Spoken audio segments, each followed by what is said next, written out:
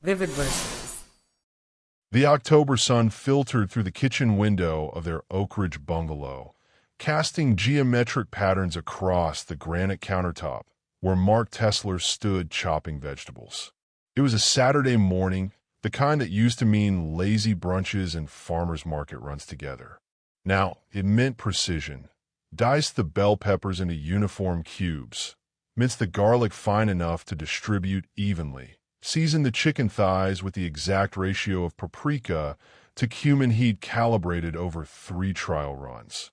He moved with the same methodical efficiency he brought to his work as a systems analyst for Corvus Analytics, a mid-sized tech firm occupying 3 floors of a glass building downtown. Everything was a system. Everything could be optimized.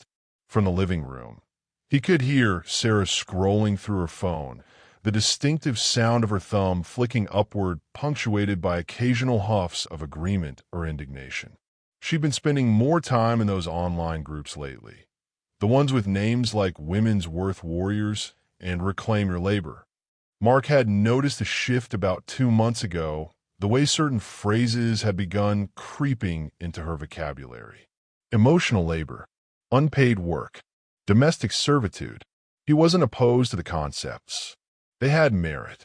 He'd read enough sociology and economics to understand how household dynamics often defaulted to inequitable distributions. But there was something in Sarah's tone recently, a kind of rehearsed righteousness, that suggested she was preparing for something. Pattern recognition, he thought, scraping the peppers into a glass meal prep container. She's building toward a confrontation.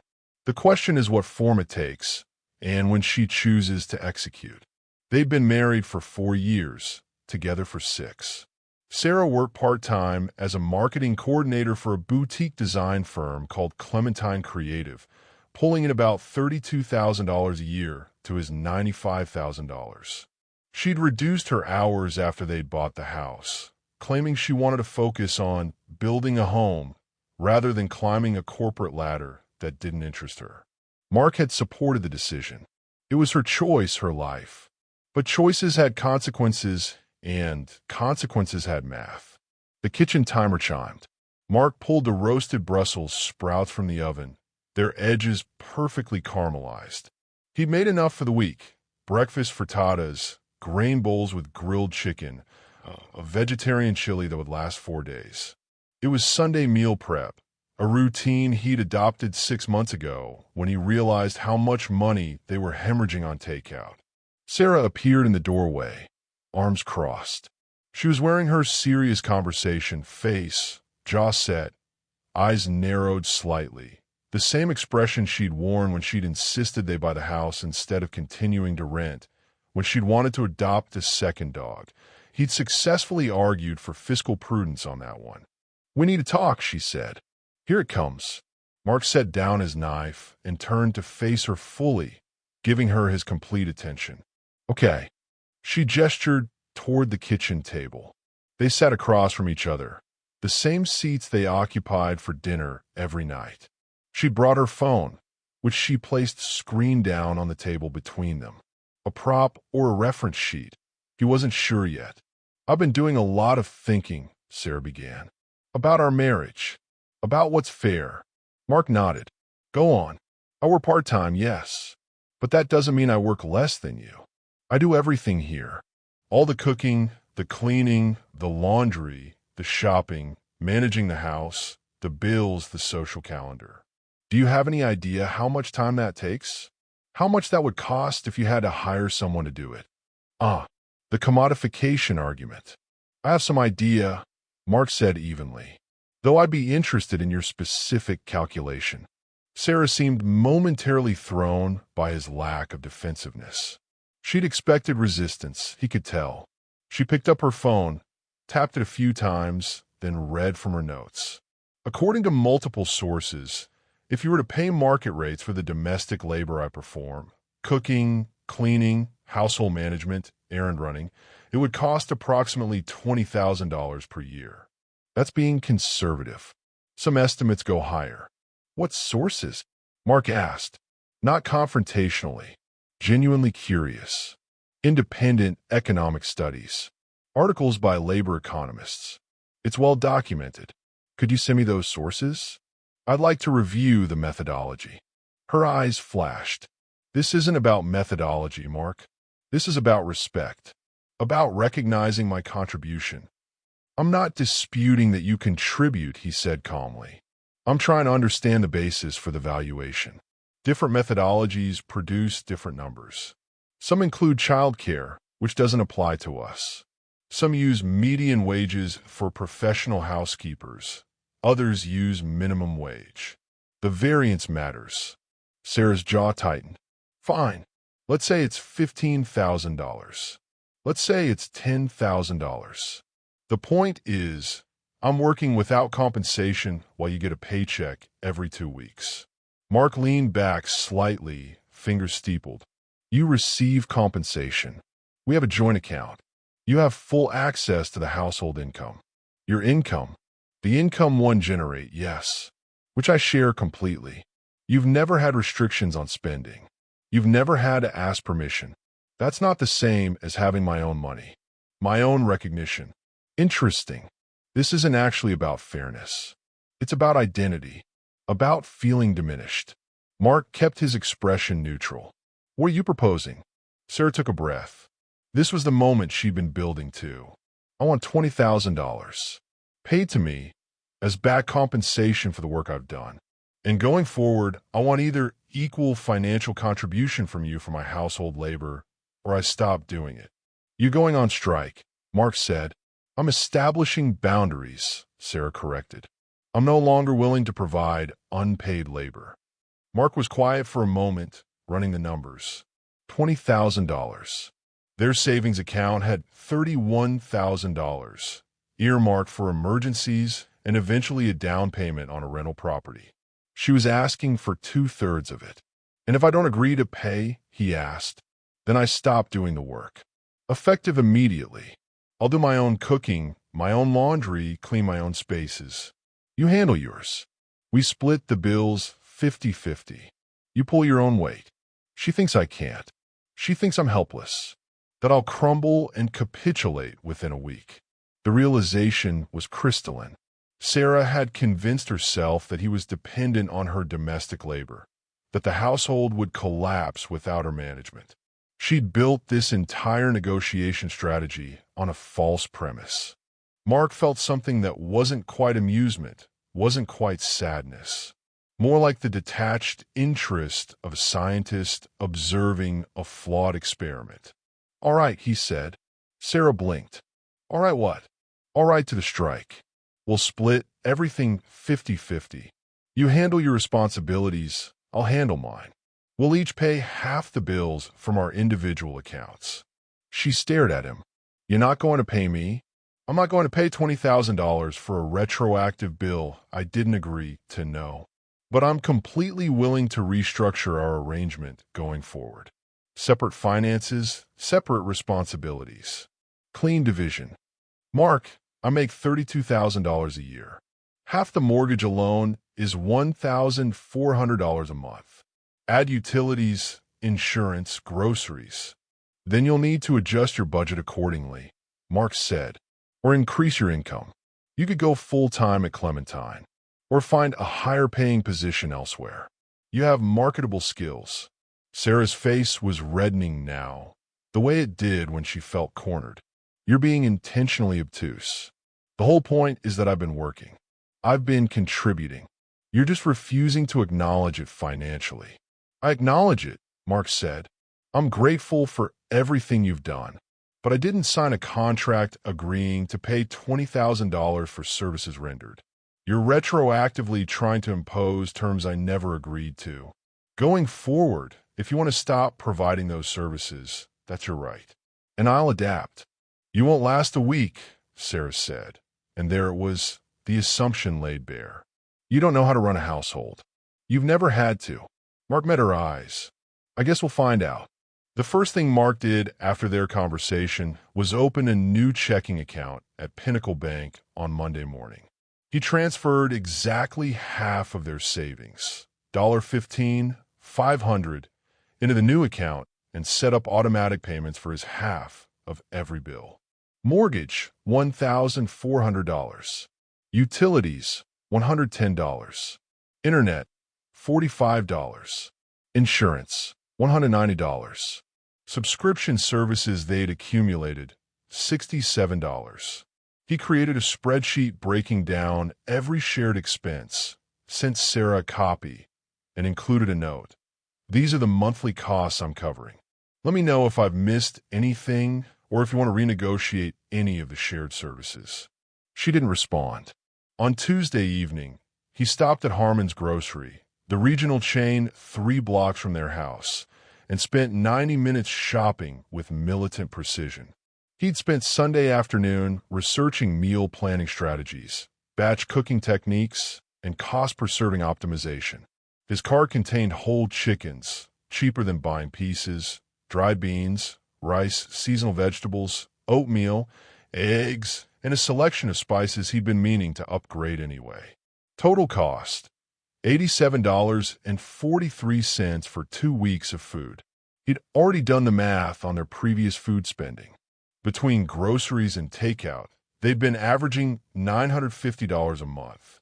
His projected food budget for one person, $190. Nearly an 80% reduction in his portion of food costs. Efficiency, he thought, loading bags into his trunk, is about eliminating waste. Wednesday, he tackled laundry. He'd been doing his own laundry in college and grad school. It wasn't a mystery. Sort by color and fabric type. Use the appropriate water temperature. Fold immediately to prevent wrinkles. He set a timer on his phone and did it between work calls, a load every evening. By Thursday, all his clothes were clean, organized, and put away. The house was showing signs of division now. Sarah had claimed the main bathroom, the living room, and the kitchen for her spaces. Mark took the guest bathroom, the office, and the garage. They passed each other like roommates, polite but distant. On Thursday night, he fixed the dripping faucet in the guest bathroom. It had been on Sarah's honey-do list for 3 months, mentioned at least once a week with increasing irritation. He'd been busy, he'd said. He'd get to it eventually. He got to it now.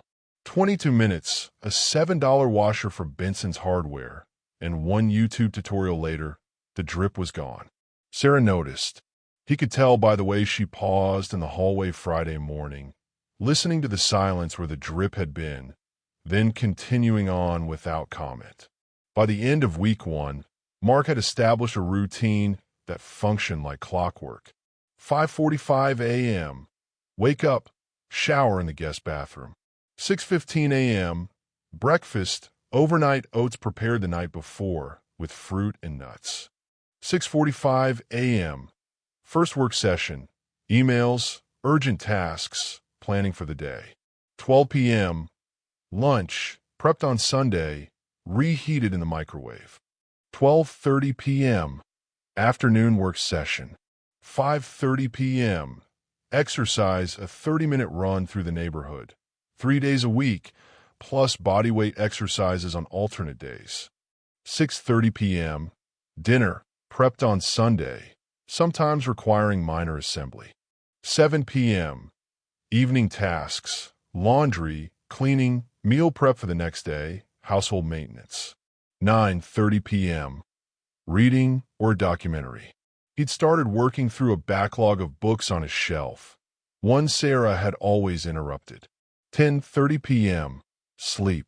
The house was quieter, cleaner, in the spaces he occupied. He discovered he actually liked cooking when it was a systematic process rather than a nightly scramble. There was something satisfying about the precision of it, the way ingredients transformed under heat and time into something nourishing. Sarah, meanwhile, seemed to be living on delivery. He'd seen the Zenith Eats bags in the trash, the containers from Pacific Bowl and Grandview Pizza. She was still cooking occasionally. He could smell it, but without the economies of scale, without the planning. She was spending more, eating worse. Not my problem, he reminded himself. She made her choice.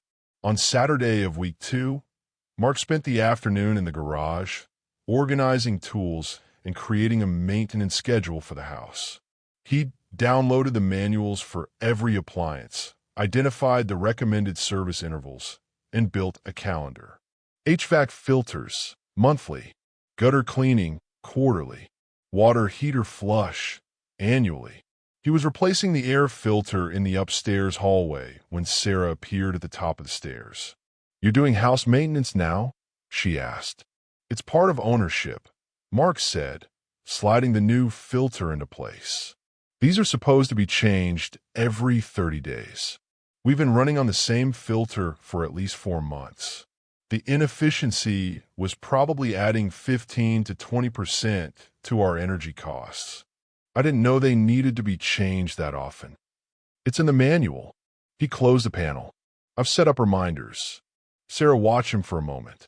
"You've really just adapted to all of this. Was I not supposed to?" "I thought." She stopped herself. "You thought I'd fall apart," Mark said. "Not unkindly. Factually, you thought I needed you to manage the household, that I was incompetent at domestic tasks." "That's not." "It's okay," he said. "It was a reasonable assumption based on our previous division of labor. But previous patterns aren't destiny. People adapt when the incentive structure changes." Sarah's expression was difficult to read. Frustration? Disappointment? Something else? "You're treating this like an experiment," she said. "I'm treating this as our new arrangement, the one you proposed. I propose that you recognize my contribution, that you pay me for the work I was doing. And I propose an alternative. We each handle our own responsibilities." You accepted. By not paying half the bills from our joint account, and by not doing my cooking or cleaning, you've affirmed that acceptance. "You're twisting this." "I'm describing it accurately." Sarah turned and walked back downstairs. Mark finished securing the panel and made a note in his phone. Air filter changed October 18th. Next change, November 18th. Week 3 began with an email from Sarah. "We need to talk about the mortgage. I can't afford $1,400 per month on my salary. This is unsustainable." Mark wrote back, "I understand. What would you like to do? We could sell the house and find a cheaper rental, or you could increase your income. I'm open to discussing options." Her response came an hour later. "This is our home, Mark. I'm not selling it. Then we need to find a way for you to afford your half. Could you go full-time at Clementine? Or take on freelance work?" "I shouldn't have to. That's the whole point." Mark didn't respond to that one. There was nothing factual to engage with, just emotion. That evening, he grilled chicken on the patio. He bought a small charcoal grill from Benson's Hardware, preferring the flavor profile to gas. The October air was crisp, pleasant. He made a chimichurri sauce from scratch, cilantro, parsley, garlic, red wine vinegar, olive oil, red pepper flakes. It had taken 7 minutes to prepare and elevated the chicken from mundane to restaurant quality. He ate outside, watching the sunset paint the sky orange and purple. It was peaceful, no tension, no performance, just food and quiet. Through the kitchen window, he could see Sarah microwaving something. She glanced outside once, saw him, then looked away quickly. She's doing the math now, he thought, running the numbers, realizing the gap between her leverage and her actual position. It wasn't cruelty to recognize it. It was just observation. On Friday of week 3, Mark came home from work to find Sarah sitting at the kitchen table with her laptop open and papers spread around her. She looked up when he entered. "I talked to Vanessa at Clementine," she said, "about going full-time." Mark set his laptop bag down. "And she said they'd love to have me full-time. It would bring my salary to $58,000. "That's good. That would make the bills much more manageable for you." Sarah's hands were flat on the table. "I'd have to give up my flexibility, my time, the freedom I've had to manage things the way I want." "That's the trade-off," Mark agreed. "Time for money. It's the fundamental exchange most people make. You don't think that's sad? That I have to give up the life I built to to afford my own house. I think choices have costs, Mark said. You built a life that was subsidized by my income. When you decided you wanted separate finances and compensation for domestic labor, you removed that subsidy. This is the natural result. You could just pay me the $20,000. I could, Mark said, but I'm not going to, because it's not a debt I owe. You're trying to retroactively impose a contract I never agreed to. Sarah's eyes were bright. She was close to crying, but fighting it. This wasn't supposed to go this way. How was it supposed to go? You were supposed to realize how much I do, how much you need me. You were supposed to understand my value. There it is. The actual goal. Not money. Validation. Importance. Mark pulled out a chair and sat across from her, the same position they'd been in 3 weeks ago when this started. I do understand your value, he said. You're intelligent, capable, creative. You've contributed to this household in meaningful ways. But you conflated contribution with indispensability. You thought I couldn't function without you managing things. That assumption was incorrect. So you don't need me, Sarah said quietly. Need is the wrong framework, Mark said. A partnership isn't about need in the sense of dependence. It's about choosing to share a life because it's better together than apart. But better requires mutual benefit, mutual joy, mutual respect. What you've shown me these past 3 weeks is that you don't actually enjoy the domestic work you were doing. You resented it. You felt unappreciated. Those are valid feelings, but the solution isn't to demand payment. The solution is to renegotiate the division of labor. I tried to renegotiate. No, Mark said gently. You tried to impose terms unilaterally. You demanded $20,000 or you'd strike. That's not negotiation. That's ultimatum. And ultimatums only work if you have leverage. Sarah was crying now, tears sliding down her cheeks. I just wanted you to see me, to appreciate what I was doing. I saw you, Mark said.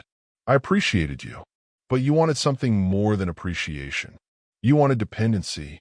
You wanted me to be helpless without you. And I'm not. She wiped her eyes with the back of her hand. What happens now? Mark considered the question. That depends on what you want. Do you want to continue as we have been, separate finances and responsibilities? Do you want to go back to our previous arrangement? Do you want something else entirely? I don't know, Sarah whispered. Then take time to figure it out, Mark said. I'm not going anywhere. But I'm also not going to pretend to be incompetent to make you feel necessary. That's not respect.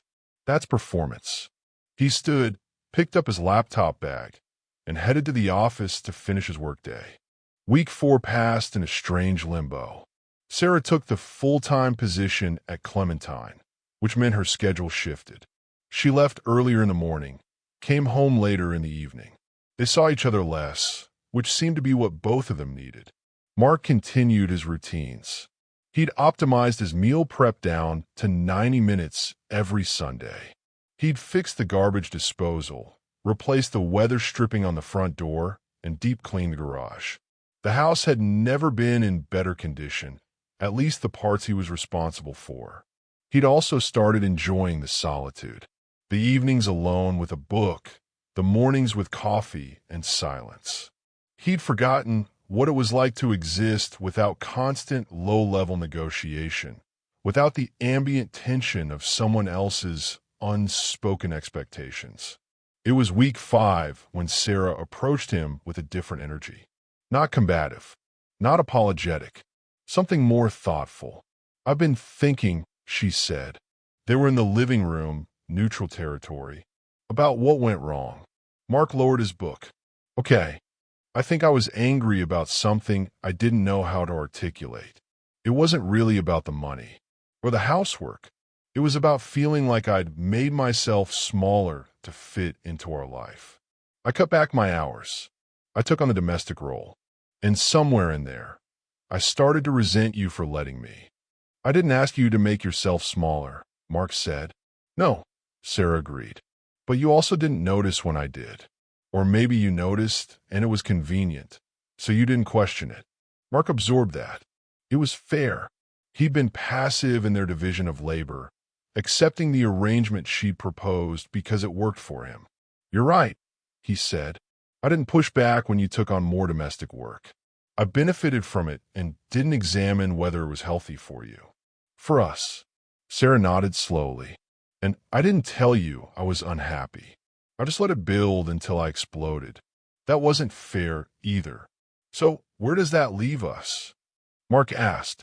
"I don't know," Sarah said. "I don't know if I want the same marriage we had. But I don't know if I want this version either. Everything's so separate. Transactional. The separation was your proposal. I know, and I understand why you accepted it. You were calling my bluff, showing me I didn't have the leverage I thought I did." "It wasn't a bluff to call," Mark said. "It was a genuine proposal. You wanted separate finances and responsibilities." I agreed. I wasn't trying to teach you a lesson. I was adapting to the new terms. But you knew I couldn't sustain it. You knew the math didn't work for me. "I knew it would be difficult," Mark acknowledged. "But I also knew you're resourceful. You went full-time. You found a way to make it work. I had faith you would." Sarah laughed, but it was bitter. "You had faith I'd be forced to adapt, you mean? Is there a difference?" She didn't answer that. Instead, she asked, "Do you still love me?" Mark was quiet for a long moment. It was the kind of question that demanded honesty, not performance. "I love the person you were when we met," he said finally. "Ambitious, sharp, independent. I'm not sure I love the person you became in this marriage. Resentful, passive-aggressive, try to manipulate me into feeling incompetent. But I don't know if that was who you really are or just who you became under a dynamic that wasn't working." Sarah flinched, but didn't look away. "That's fair. Do you still love me?" Mark asked. "I thought I did," Sarah said. "But these past 5 weeks, watching you just function without me, it made me realize I was in love with being needed. Not with you. Not really. It should have hurt." Mark waited for the pain, but it didn't come. Just clarity. "So what do we do?" he asked. Sarah pulled her knees up to her chest, looking smaller than she had in weeks. "I think we need to figure out if there's a version of us that actually works. Not the old version, where I was quietly resentful. Not this version, where we're just roommates. Something else." "I'm open to that," Mark said, "but it requires honesty, real negotiation, not ultimatums or manipulation." "I know, and it requires you to figure out who you want to be. Not in relation to me. Just you. What do you actually want?" Sarah's eyes were wet again, but she was smiling slightly. "I don't know. I've spent so long defining myself by what I do for other people. My job, my marriage. I don't know what I want just for me." "Then figure that out first," Mark said, "and then we can talk about whether there's a marriage that makes sense for both of us." They didn't separate, but they didn't reconcile either. They existed in a strange in-between space. Two people living parallel lives in the same house, occasionally intersecting for practical matters or careful conversations. Mark continued his routines. Sarah threw herself into her work, and he noticed she seemed lighter somehow, less burdened. She was actually good at her job when she focused on it. She came home talking about campaigns and client wins, energized in a way he hadn't seen in years. In week 7, on a Thursday evening, Sarah knocked on the office door while Mark was finishing up a report. "Can I interrupt?" she asked. "Sure." She sat in the chair across from his desk, the same way she used to when they talked through their days. "I have a confession." Mark waited. "I didn't think you'd actually do it. The meal prep, the cleaning, the house maintenance. All of it. I thought you'd hire someone. Or eat takeout for every meal. Or the house would fall apart and you come begging me to take over again." "I know," Mark said. "You knew. It was obvious. That was your entire strategy. Create a crisis I couldn't handle, then extract concessions when I needed you to fix it." Sarah shook her head, half amused, half embarrassed. "And you just didn't play along." "I'm not going to pretend to be helpless to protect someone's ego," Mark said. "Not even yours." God, you're infuriating. Frequently. She laughed, and it was genuine. You know what the worst part is? I'm actually relieved that you can take care of yourself, that I don't have to manage everything. I didn't realize how much pressure I was putting on myself to be needed until I wasn't. You were creating your own indispensability, Mark said, taking on tasks I never asked you to do, then resenting me for benefiting from them. Yeah, Sarah said softly. They sat in silence for a moment. I'm sorry, Sarah said, for the ultimatum, for trying to manipulate you, for assuming you were incompetent. I accept your apology, Mark said. I'm sorry for being passive, for not noticing you were unhappy, for letting you shrink yourself without questioning it. So, where do we go from here? Mark leaned back in his chair. I don't know. Do you want to stay married? Sarah considered the question seriously. I don't know. I think I need more time to figure out who I am outside of being your wife. Outside of being anyone's anything. That's fair. Does that bother you? No, Mark said, and he meant it. I think it's probably healthy. For both of us. Sarah stood to leave, then paused at the door. For what it's worth, I'm impressed by how you handled this. You didn't get angry. You didn't guilt me. You just adapted. Anger wouldn't have solved anything, Mark said. Neither would guilt. You made a choice. I responded to it. That's all. That's all, Sarah echoed, and there was something wistful in her voice. After she left, Mark returned to his report, but his mind was elsewhere, running through the permutations of what came next. Marriage therapy, maybe, or separation, or something else entirely. Whatever happened, he knew one thing with certainty. He wouldn't collapse. He wouldn't beg. He wouldn't pretend to need saving. He'd learned something important in these 7 weeks, that he was whole on his own. That partnership was a choice, not a necessity. That love without respect was just performance. And he was done performing. 3 months later, on a cold January evening, Mark was grilling salmon on the patio. He'd upgraded to a better grill, invested in some proper equipment. Cooking had become something he genuinely enjoyed, a creative outlet he hadn't known he needed. Sarah appeared at the sliding door, wrapped in a coat. Can I join you? Sure. She stepped outside, breathing in the smoky air. Smells good. Cedar plank salmon with honey soy glaze. There's enough for 2 if you want some. I'd like that. They stood in comfortable silence while the salmon cooked. Sarah had moved into the guest bedroom permanently. They were still figuring things out, still in limbo, but it was a gentler limbo now. Less hostile, more honest. I got a promotion, Sarah said. Creative director. They're creating the position specifically for me. That's fantastic. Congratulations. It's a good salary. Enough that I can afford my half of everything comfortably. Maybe even save some. That's important, Mark said. I've been thinking, Sarah continued, about what I actually want. From life. From a partner. From myself. And I want to feel like I'm growing. Like I'm becoming more, not less. I want someone who challenges me. Not someone who needs me to be small so they can feel big. That's good, Mark said. You should have that. Sarah looked at him. You were never trying to make me small, were you? I did that to myself. I think we both enabled a dynamic that didn't serve either of us, Mark said. But yes, you chose to shrink. I just didn't stop you. I don't know if we can fix this, Sarah said. Us? I don't know either. Does that scare you? Mark considered. No, not anymore. If we fix it, good.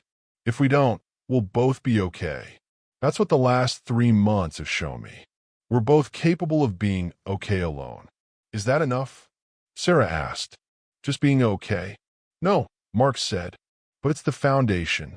You can't build a healthy partnership from desperation or dependency. You can only build it from strength. The salmon was ready. Mark plated it carefully, added roasted vegetables and wild rice.